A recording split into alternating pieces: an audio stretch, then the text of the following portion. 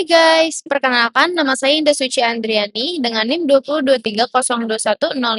Pada kesempatan kali ini saya akan membahas mengenai strategi memasuki pasar global produk Indonesia dengan studi kasus Jeko Donuts and Coffee.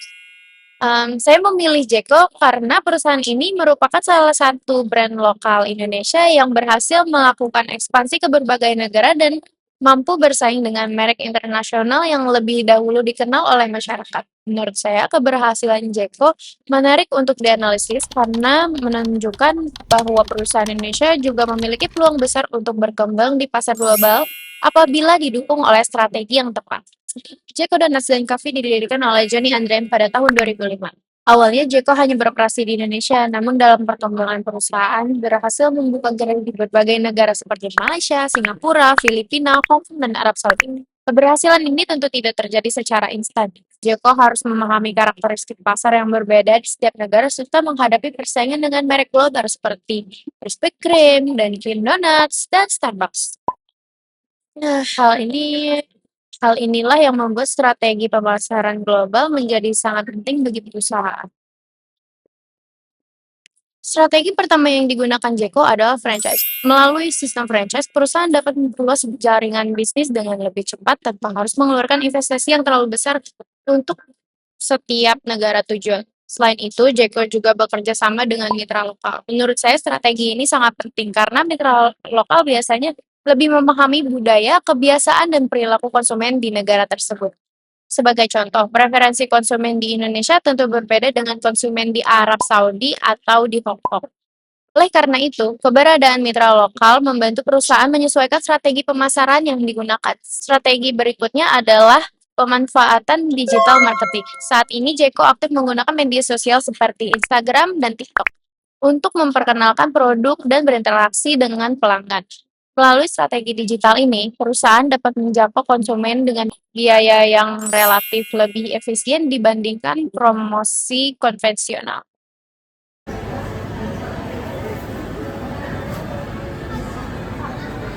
Selain ekspansi, Jeko juga menerapkan strategi diferensiasi.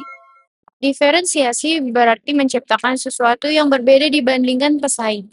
Salah satu bentuk diferensiasi Jeko adalah inovasi produk. Kita dapat melihat berbagai nama produk yang unik seperti Alphapone, Oreology, Avocado di Caprio, dan Tiramisu. Nama-nama tersebut mudah diingat dan menjadi identitas khas yang membedakan Jeko dari merek donat lainnya. Selain produk, diferensiasi yang juga terlihat dari konsep gerainya. Jeko memiliki desain gerai yang modern dan nyaman sehingga banyak pelanggan yang datang bukan hanya untuk membeli produk tetapi juga untuk bekerja, belajar, atau sekadar kumpul bersama teman-teman. Menurut saya, konsep seperti ini membuat Jeko memiliki nilai tambah yang tidak dimiliki semua pesaingnya. Salah satu keunikan lain yang dimiliki Jeko adalah konsep open kitchen. Melalui konsep ini, konsumen dapat melihat langsung proses pembuatan donat. Menurut saya, konsep ini memberikan kesan transparan yang meningkatkan kepercayaan pelanggan terhadap kualitas produk yang ditawarkan. Selain itu, konsumen juga memperoleh pengalaman yang lebih menarik ketika berkunjung ke gerai.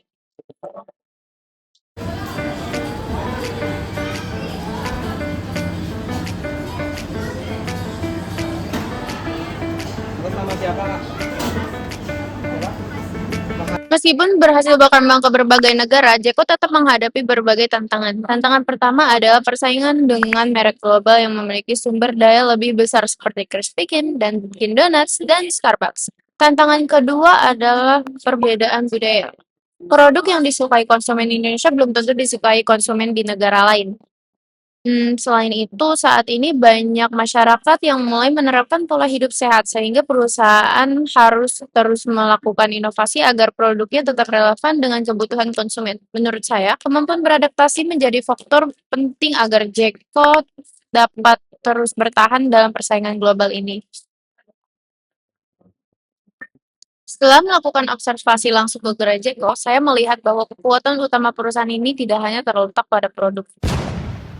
tetapi juga pada pengalaman yang diberikan kepada pelanggan. Suasana gerai yang nyaman, variasi produk yang unik, serta Wow. pemanfaatan media sosial membuat Jeko mampu membangun hubungan yang baik dengan konsumennya. Menurut saya, keberhasilan Jeko menunjukkan bahwa perusahaan Indonesia sebenarnya memiliki kualitas mampu bersaing secara global. Kunci utamanya bukan hanya kualitas produk, tetapi juga kemampuan memahami kebutuhan konsumen, melakukan inovasi secara berkelanjutan, dan memanfaatkan teknologi digital sebagai sarana pemasaran.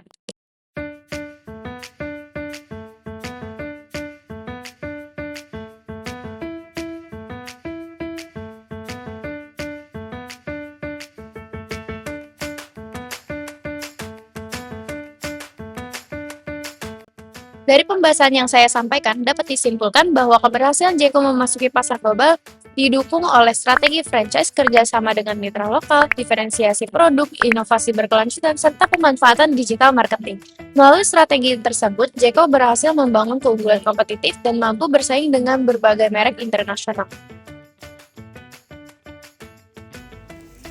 Setelah membahas strategi ekspansi dan diferensiasi Jeko, saya juga mencoba datang langsung ke salah satu gerainya untuk melihat bagaimana pengalaman yang ditawarkan kepada pelanggan.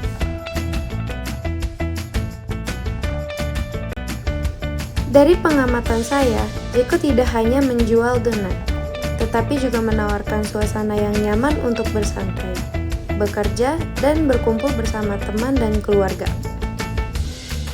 Desain gerainya terlihat modern, bersih, dan cukup nyaman untuk dikunjungi dalam waktu yang lama. Saat melihat etalase produk, saya menemukan berbagai varian donat dengan tampilan yang menarik dan nama yang unik. Menurut saya, hal ini menjadi salah satu kekuatan Jeko karena mampu menciptakan identitas produk yang mudah diingat oleh konsumen. Selain donat, saya juga mencoba minuman coklat yang menjadi salah satu menu di Jeko. Rasanya cukup enak dan menurut saya menunjukkan bahwa Jeko tidak hanya berfokus pada produk donat, tetapi juga berusaha mengembangkan variasi minuman untuk melengkapi pengalaman pelanggan. Dari Jeko, kita bisa melihat bahwa produk Indonesia juga memiliki potensi besar untuk go global. Demikian analisis yang saya sampaikan. Terima kasih perhatiannya Pak Zain dan teman-teman. Wassalamualaikum warahmatullahi wabarakatuh.